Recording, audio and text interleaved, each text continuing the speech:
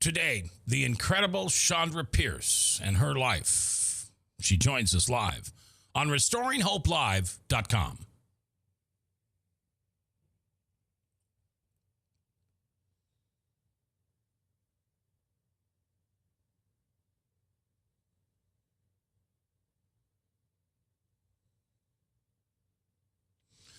Welcome to this special edition of RestoringHopeLive.com, a ministry that helps people from all walks of life with life's hurts, habits, and hang-ups.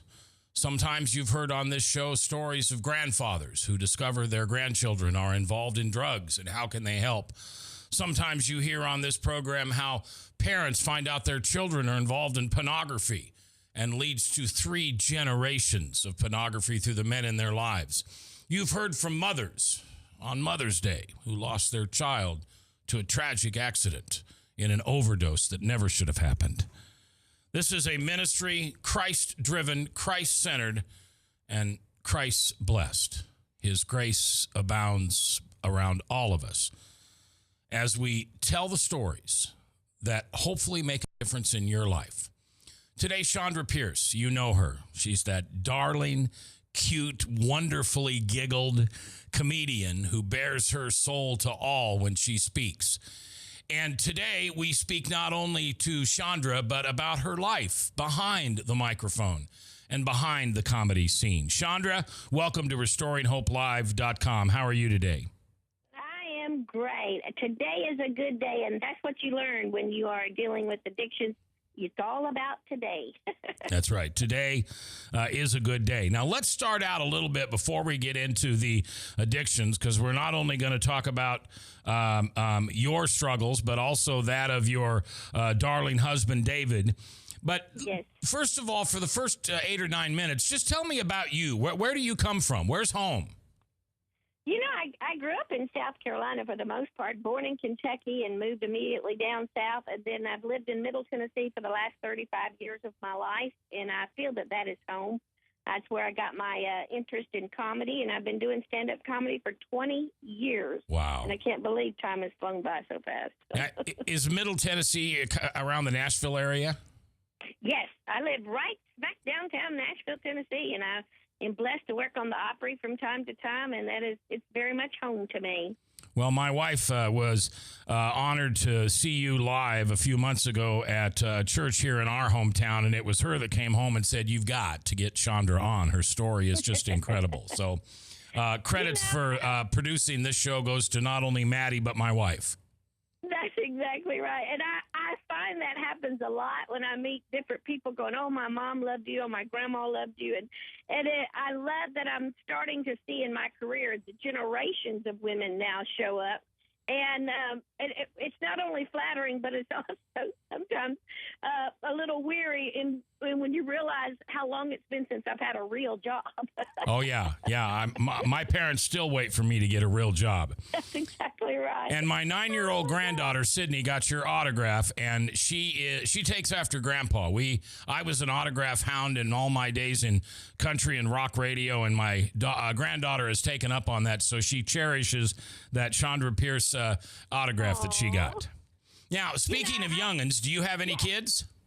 I do. I have adult children. My daughter is 30 and married and has a baby, and my son is 24, needs to get married and needs to get out. I just had one move back home, too. Oh, man. When I was watching the news the other day at how it's the craze now because the economy is so bad. People are getting out of college. They can't find a job. And more young people are moving back home. And I looked at my husband and said, I knew we should have changed those locks when we had the chance. That's right. That's right. Chandra, when I left for college, I came home for Christmas 4 months later, and my bedroom had been turned into a den. Yes, that's how it was. Or in my case, I had 4 siblings. If you leave for any length of time, somebody's going to get your room. That's right. That's right. Well, I had my youngest called me a couple weeks ago and says she's moving back from Texas, and Dad, it's okay. My car's big enough to sleep one. And I said, oh, no, you're not sleeping in the car. So I think she hoodwinked me on that one. All right, so daughters are special. Yeah, they are. She's wrapped around my little finger. So's my oldest daughter, though, so I'm blessed either way. So when did you were you the class clown? I mean, what made you think that you could get up in front of massive amounts of human beings and make them laugh uncontrollably? I guess probably after my first whooping. My parents were very conservative preacher's family, and to tell you the truth, there wasn't that much humor in our home.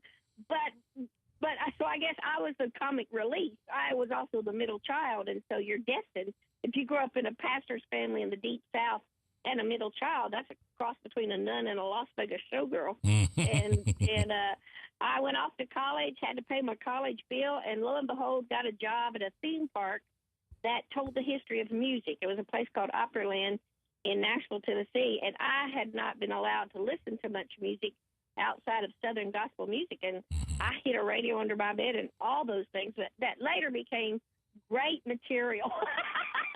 Yeah. And I fell in love with a lady named Minnie Pearl because I impersonated her for 6 years at that theme park, and she was a good friend. She listened to my very first comedy tape. She thought I had some good timing, and eventually took the hat off and put my own hat on, and the rest they say is history. What's the best thing about being in show business? I think the best thing, to me anyway, is the people. And I have been doing stand-up for a long, long time. I did it either oddly or backwards. I cut my comedy teeth in the basement of churches and choir practice and youth camps and women's ministry meetings, and that's how I honed my craft down through the years. I missed that whole comedy club circuit. It's funny now that after 20 years, I'm just now starting to do a few comedy clubs here and there. And I prayed that prayer of Jabez, and I'm going to shoot myself for it now. Because I would just rather work where people are going to remember what I had to say. I'm too old for them to just sit there and drink. I want to ground the whole room, make them sit up and listen. It's just almost hysterical that I'm starting in a new arena. And at the same time, I had a story I wanted to tell. I wanted to tell what God had done in my life. But it was a very sad, tough story to share, especially for the church world. When you grow up with an abusive father who is also a very renowned pastor, it's a tough story for the church to take hold of. And so in order to tell my story, I just knew I should lighten the moment a little bit first. And so that I did. And so I did. I started out with trying to share that I had funny stories of growing up in church and dressing like my brothers and sisters and all the little funny quirks and mess-ups in sermons. And then I could start in on what the mercy and grace of God looked like in my life growing up. And it seemed to work, and it seemed to resonate. So was your career always about a ministry first? It was. It really was. And still is. I think Solomon was a very wise man when he said, laughter doeth good like a medicine. It is so true. It is all the arts were, I believe, founded by our Creator to use for good and uplifting and encouragement. It's the devil's job to take each one of those things and pervert them in such a way that we can no longer call it art. We call it filth. And that happens often. And I hate that comedy has gotten such a reputation of such down to the years, and we are stuck with that, and so I love the fact that I can make a living, and there are still people in this States of America that are longing to hear comedy and fun. They don't have to die for the remote, or they don't have to cover the ears of their kids. Right. And you're comfortable that will fly in a comedy club while people are enjoying beverages? I think, well, I don't know. I've done maybe 5 in my whole career, and a few minutes here and there, and mainly for some producer or somebody in town to come and see me. It's some audition type of thing. Yeah. I've also sat there and waited my turn while the most degrading and filth comes out of somebody's mouth about Christ. Yeah. And I've had to get up and leave. All right, we're going to take our first break with Chandra Pierce here. And when we come back, a little bit about her life growing up in such a difficult time, and later about her own battle with sobriety and also her husband's. Here live on RestoringHopeLive.com. From the RE/MAX Real Estate Concept Studios, this is Webcast One Live.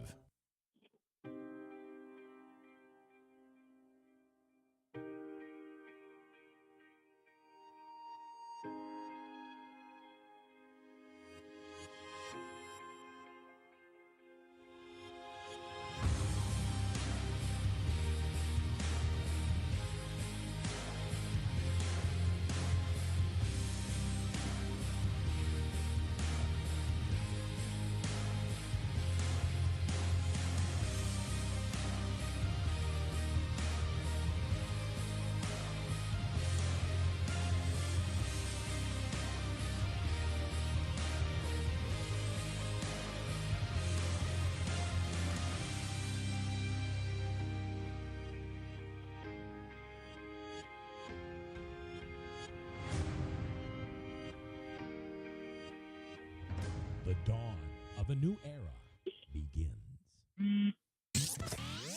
From the RE/MAX Real Estate Concept Studios, this is Webcast One Live. We are back on RestoringHopeLive.com. We always want to hear your thoughts. Maybe your story is one that you want to share. Sometimes people ask me, how'd you come up with Restoring Hope? Well, I believe that your story, your testimony as to how Jesus found you, or you found Jesus, depending on how you interpret the doctrine, is a very special relationship. It's got a unique DNA with our Creator. And our Creator wants us to share our story because there's someone, somewhere out there that needs to hear a second, 3 seconds, 10 seconds, 1 minute of your story. It is the golden nugget that they've been searching for to further their story and their journey with Christ. So that's why we do it. And today we're telling Chandra Pierce's story. Yes, that's Chandra Pierce, that darling, wonderful comedian that you see so often on TV and heading different venues around the country. You said that you grew up in a very difficult household, and you said that it was a pastor's household? Yes, my father was a pastor in a very conservative holiness tradition. But the thing that made that difficult is if you take that twist of legalism and you mix that in with an extremely bipolar father, it is the makings for a very narcissistic, a very difficult, dysfunctional home.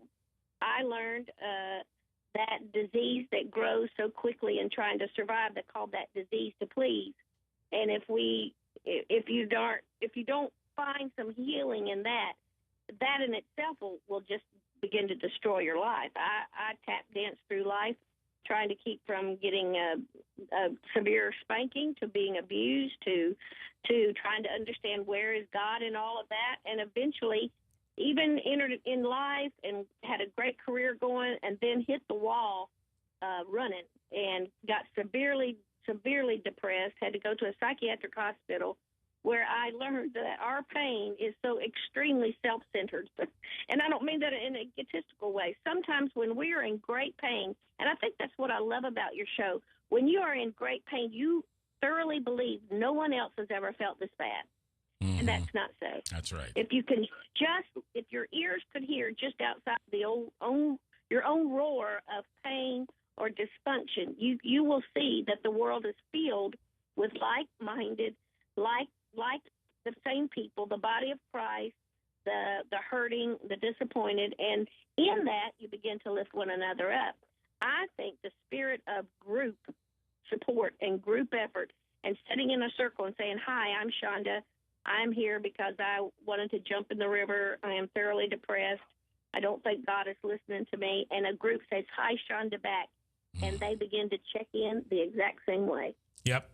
You know, I visit those 12 steps rooms, and they're some of the best times I have every week. We look for the similarities, not the differences. And we realize that our secrets make us sick. And once you can share those secrets to people that go, oh, I've done that. Oh, that's no big deal. And then you begin to realize that you are a part of normal society. Right. And you are not some obscure alien trying to take a square peg in a round hole. Yeah. The devil is in the business of divide and conquer. If he can divide you out of society, I think that's one of the dangers of the internet and Facebook. And I love Facebook. But if we're not careful, we want people to like us. We poke people, we post, but we don't actually hear our own voices speaking truth. And I wrote in a book called Laughing in the Dark, everything you drag out of the dark into the light, it has no more power over you. And once the light is shown, once you hear your own voice, once the light of Christ is shown into the situation and you allow that to happen, healing can truly begin. Absolutely. Chandra Pierce is our guest today. Now, did you yourself fight the demons of abuse, alcohol or drug abuse? No, I did not. I do think that, I tease about it all the time, the disease to please. What makes me a good comedian and caring about my audience can also be the thing that can destroy me. And a lot of it is that middle child syndrome. A lot of it is when you live in a glass house of ministry or a prominent home where a lot of people are peering in. Our parents went through that generation of what will people think, that all of a sudden you forget kind of how to be authentic. And I was the loudmouth, tell-all, even preacher's kid that most often got in trouble for it. I still get in trouble for it every now and then. But now I hope it's in a healthy way and a great way of just shining a light on the humor of stuff. But I was one of those that really, I took too serious the guilt and the shame of my being abused. I took very seriously the guilt and the shame of not being able to fix loved ones. And I married an alcoholic, and I have the disease to please, so that makes for quite dysfunctional kids. Yeah, absolutely. Now, only God could unravel that mess. Now, I don't want to put words in your mouth, but I heard you say that you were abused. Yes. How were you abused? My father was very emotionally abusive. In that one day he would want to kill himself and come and tell you goodbye in the middle of the night with a gun in his hand.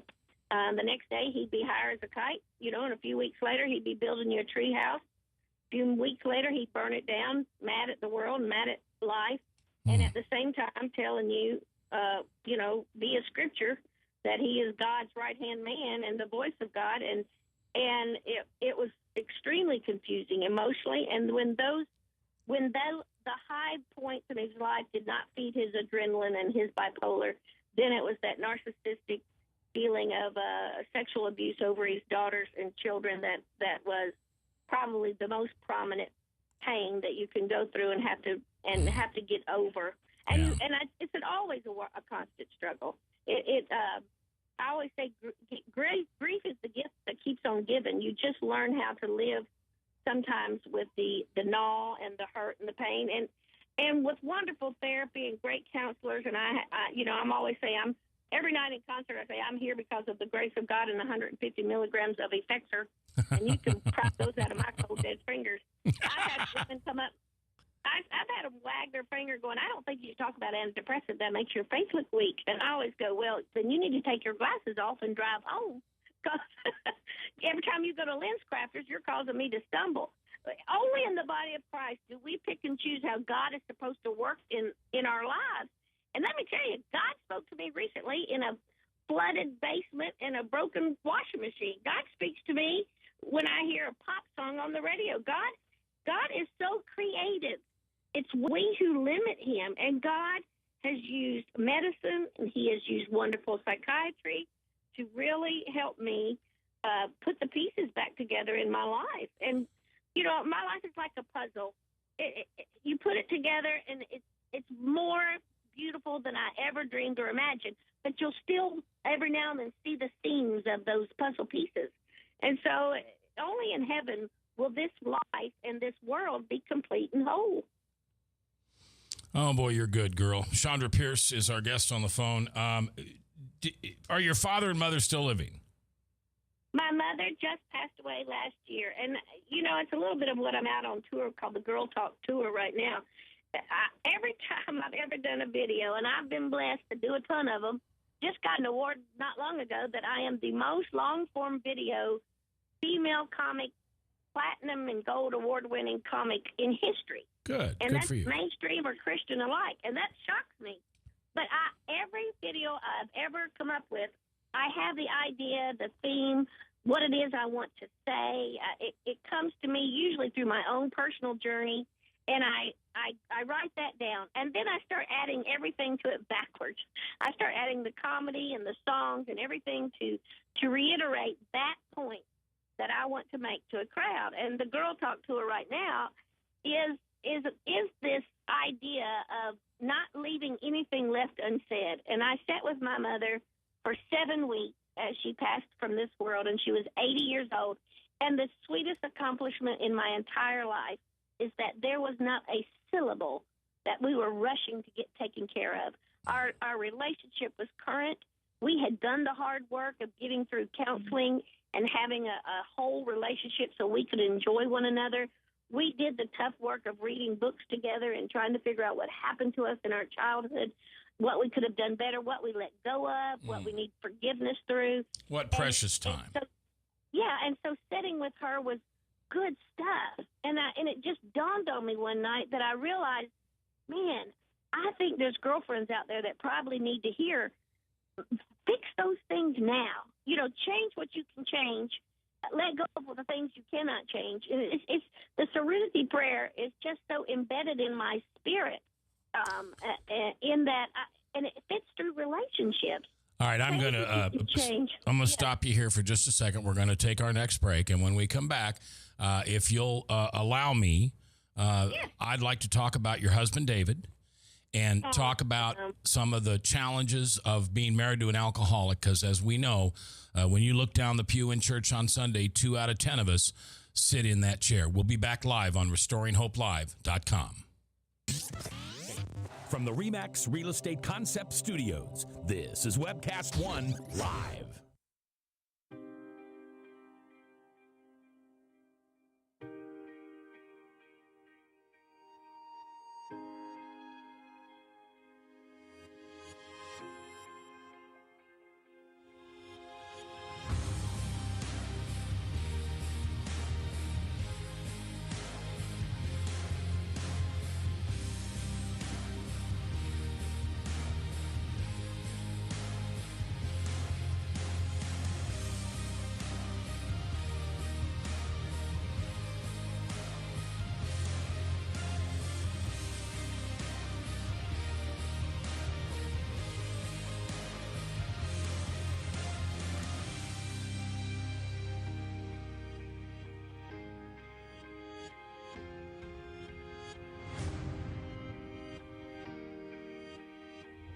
The dawn of a new era begins.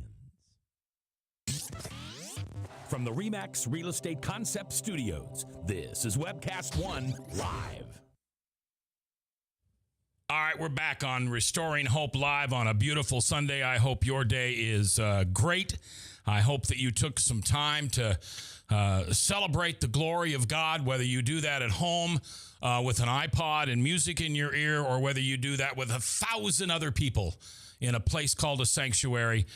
When two people get together in his name and call out to him, he is there, and that is Jesus. And there is no greater feeling than to feel that Holy Spirit just like water in a sponge, just fill you up and give you that incredible grace and glory that only Jesus can give you. All right, our guest today is Chandra Pierce. You know Chandra as one of the greatest comedians, in my opinion, in the world ever. Just genuine.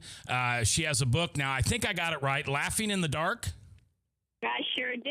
Okay, Laughing in the Dark, and you can see her on tour all over the country. But today, because this is a program called Restoring Hope, and it's about addictions and alcoholism and hurts, habits, and hang-ups, we've invited her husband, David, to come on, and he's back home in Middle Tennessee, right? Absolutely. And where are you? I I am in Lima, Ohio today. Oh, Ohio. As a Big Ten fan, that's not a good place to be, but we'll excuse that. David, how are you? I'm Mac. Welcome to RestoringHopeLive.com. Mac, thank you. I'm well. And, yeah, I heard you say you're going to talk to her about living with an alcoholic. I want to talk about what it's like living with a non-alcoholic. You talk about trouble. He says, yeah, I mean, one thing after another. Well, my wife would be Chandra, and I would be you, because I had a 16-year career drinking, and finally 1,200 and what is it now? 1,229 days ago, I put the plug in the jug, and I haven't taken it out yet. But that's awesome. That's awesome. Yeah, I know that disease is doing push-ups right outside this studio, waiting for me to stumble. So, good Lord, I'll get one more day at least.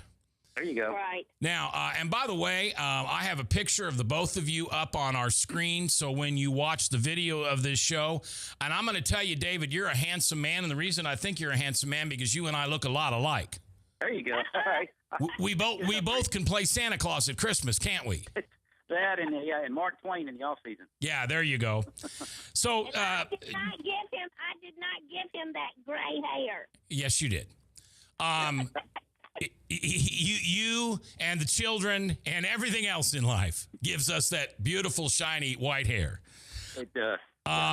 So when did your career in drinking begin, David? You know, I grew up with an alcoholic father, so I saw that growing up. And I think when you grow up with an alcoholic parent, one of two things can happen. Either you're going to fall right into those same footsteps, or you're going to be so repulsed by it that you stay away. And I was repulsed by it. So I did not drink through high school, did not drink through college, early marriage. I was probably about 45 when I started drinking, and it was, if it can be, it was innocent and social drinking. I thought that was okay. And David, just for what it's worth, I have the same story. Is that right? Yeah. Grew up in a socially alcoholic family. I was repulsed by the humor and the jokes and the smells and the laughter and the tears. Never touched a drink until I was 35 years old. Wow. Yeah. Mm-hmm.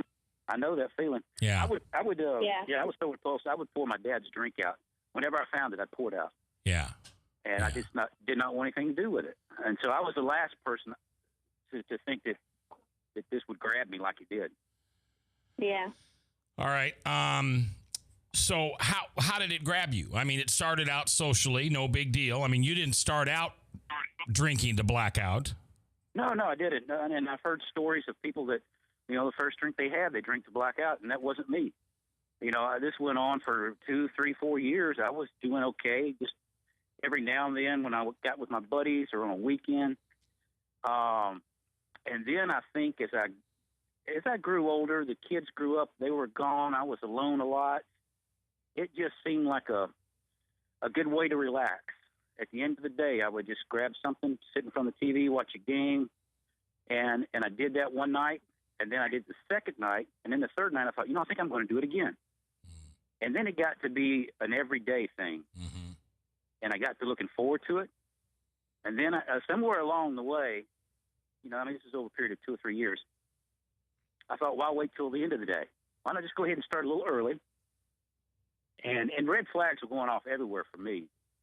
And I knew that, but I couldn't stop. One of the red flags is nagging wife. Yeah, there you go. No, I knew I was in trouble. So I acquiesced to Shonda and said, okay, I'm going to go to an AA meeting just to placate her, And I went, and there was a brochure that says, do you have trouble with alcohol? So I just picked it up, killing time, 12 questions. The first 9 I said yes to, and I folded it back up and put it away. I said, I'm pretty sure I got the other 3, but I don't want to see what they are right now. And I knew I was in trouble, but I just did not know how to get help. So I would just drink, and I would hide it and hope that I was hiding it. But, you get sloppy. There's no way to hide that. And one night, David came to bed. His eyes were rolling around. He couldn't speak plainly. And my beautiful, brilliant English professor husband, I was terrified, was having a stroke. I called an ambulance. We got in the ambulance. We went to the emergency room. They hooked him up to everything in the world. And after blood work, the lady came back and said, ma'am, your husband is not having a heart attack or a seizure. He's drunk. And I could not believe it. I said, we have no alcohol in our house. She said, well, he got it somewhere. He is drunk. I was as shocked as if they'd come in there and said he's got a brain tumor. Wow. So you had no idea this was going on because you're on the road most of the time, right? I was on the road a lot, but we'd go to church together. I knew he would go golfing with his buddies on Saturday.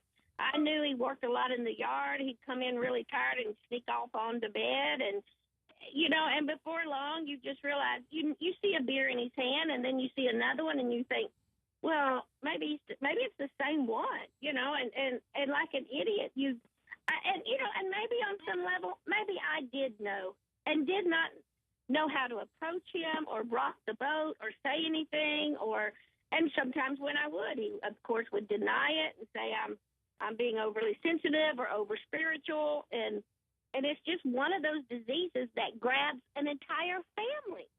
Yeah, absolutely. Any trouble with the law or anything like that? Eventually, I did. Yeah. It was a year ago that I got a DUI, and it was. Yeah, I mean, it really broke me. It was sad. It was humiliating. I know I let everyone down. I mean, it was the whole 9 yards. They put you in handcuffs. They take you down. And, I know. I've been there. Yeah, it was just it was like I thought it was the end of the world. And that's what started my rehab. I went straight to detox from there. I went into a 30-day rehab program from there. But I tell you what, that was a year ago. I've relapsed several times. It is the hardest thing I've ever had to go through. Now, back here in Iowa, we don't call it relapse. We say we're going out for more research. Research, there you go. I just want to research my disease a little longer just to make sure I have it. Exactly. What's really hard, and what I love about David and what I'm seeing hopeful is he used to be so reluctant in talking about it, but today when I approached him and said, Mac wants to talk to us, how do you feel about that? And he was so ready to open his voice and hear his own voice say these things. That's one thing that is amazing. But for me, I have publicists and managers that are all worried that what this was going to do to my career, what is it still going to do to my career, whoever's listening to this now. And we have decided as a couple, if we cannot remain authentic about this, we have no hope. If we cannot remain open and honest and say, here is something that we're going through, for one thing, just pray for us, and I think that's been one of the things that's really helping us both to cope. I go to Al-Anon. I have a wonderful Al-Anon sponsor, and if I didn't have somebody that has been through this to talk to, it would be difficult. Yeah. Yeah, and when you finally realize that God is with you, He's not standing there calling you names, telling you you're a loser or a failure. He takes you in His arms and He says, I love you no matter what. That gives you the strength to do it one more day. Right, That's exactly right. And it truly is one day at a time. I think I told you I'm 1,229. I count days. Now that's 3 years and 4 months. But sometimes my sobriety date flies by in the month and I don't even picture it. But I'm yahooing it when I got to 1,000. Let me tell you. All right, we're going to take our last break and come back with David and Chandra Pierce. And I do want to hear from David what it's like to live with Chandra. I just think that'll be tickled. And so we'll continue this conversation live here on a beautiful Sunday afternoon. Oh, folks, on RestoringHopeLive.com. Thanks for listening. From the RE/MAX Real Estate Concept Studios, this is Webcast One Live.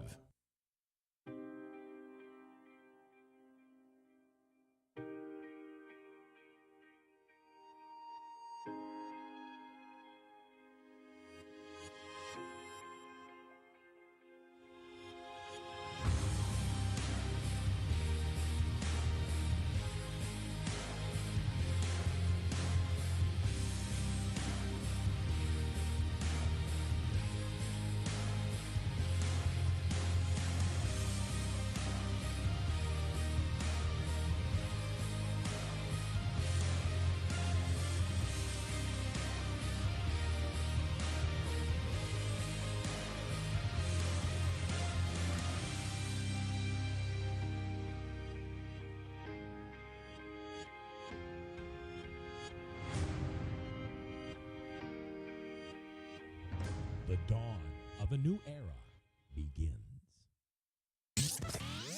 From the RE/MAX Real Estate Concept Studios, this is Webcast One Live.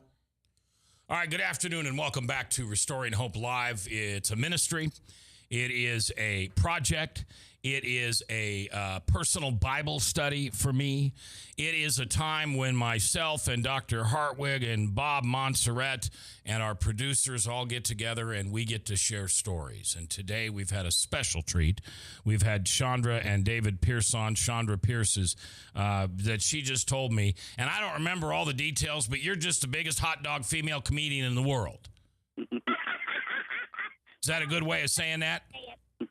All right. I wanted you to say it real loud while David was on the phone. Oh yeah. She's the biggest thing since Abe Lincoln. And she has more videos than Abe Lincoln. Yeah, most of them are still in the garage. Yeah, there you go. On a serious note, David, what is it like living with two different people? One has the disease to please, and two, someone who is probably recognized at every turn, criticized at some of them, and held to a higher esteem than even she knows how to handle at the others. Yeah. And I tell people, she breaks up the day. She breaks up the day. You're right about about being recognized everywhere. I mean, we were in Israel getting baptized in the Jordan River, and she came up from the water, and someone said, "Hey, that's Shonda Pierce." I'm like, I can't take you anywhere. Yeah. It is everywhere. Yeah, I can see that. I can see that. When my wife and I first started dating, she thought it was kind of cool that we'd go out and I'd know this person or this person would know me. And after about 6 months of that, she wanted to go out of town all the time. At least we can escape. You guys can't do that, can you? Not really. We have our moments. We have a farm. We call it the Funny Farm, and it's a lot of acreage that we can hide out on that nobody can find us. So we get away and have our little private moments. Good. It's trying to keep them private and not on a stage. That's where we struggle. Yeah. Now, I want to go back for just a second. I was going to ask you a question about your dad. Did he ever get to hear the way you interpreted your childhood off the stage? Did he ever hear your comedy routines that involved him? I have a feeling so.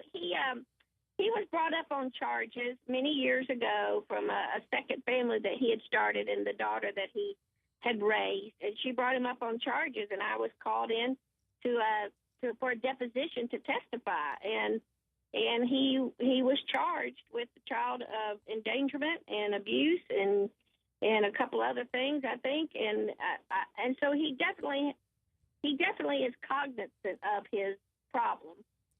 What he's done about it, I'm not sure. You know what I've learned in my life?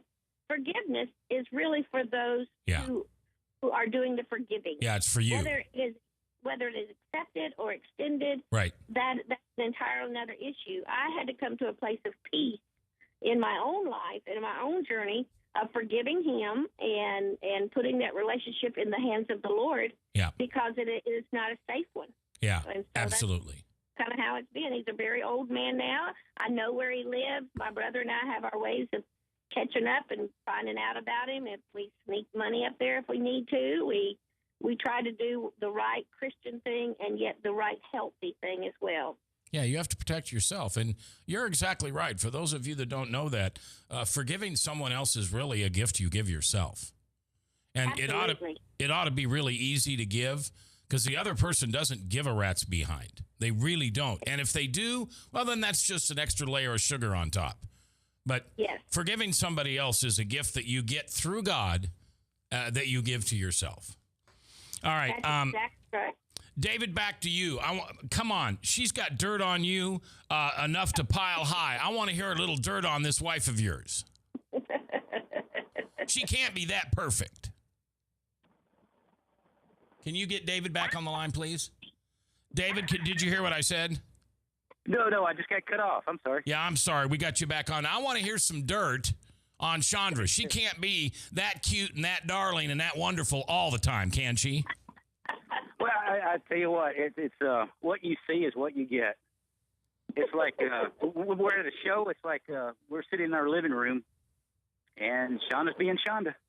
You know, it's 24/7. So yeah, that's why we welcome a good night's sleep. All right, let's turn Shonda off now. Go to bed. Yeah. Don't get another roll of quarters out. Just let her run out like a parking meter. Let her run down. I wondered why he gets my suitcase to the bus so fast. Honey, don't you have a tour?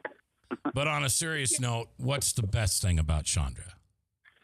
I tell you what, the best thing is that is how she cares for me. She cares for everyone that she comes in contact with, but you know, I have been in a place lately where I need care. I need some understanding and love, and not condemnation. And she's been giving that. You know, that's what makes me melt right there. Yeah. And he's easy to do because I love him. You know, we've done the tough love. He lived in a halfway house for men. He's lived out at the cabin.